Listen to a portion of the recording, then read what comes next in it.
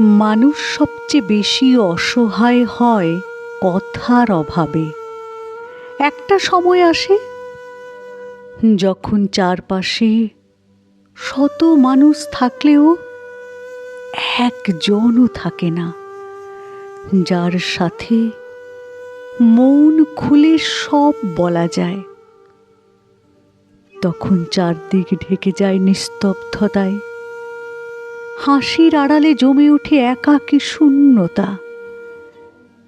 বেঁচে থাকা তখন শুধু অভ্যাসে পরিণত হয়। অনুভবের জায়গা হারিয়ে ফেলে প্রাণ।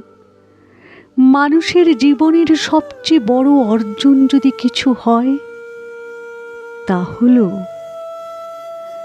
একজন সত্যিকারের কথা বলার সঙ্গী, যে শুনবে অভিযোগ নয়, অনুভূতি, যে বুঝবে না বলা কথাগুলো।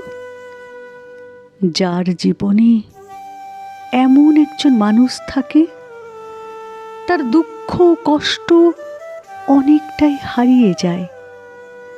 কারণ কথা বলার সঙ্গী থাকা মানে জীবনের অর্ধেক ভার হালকা হয়ে যাওয়া।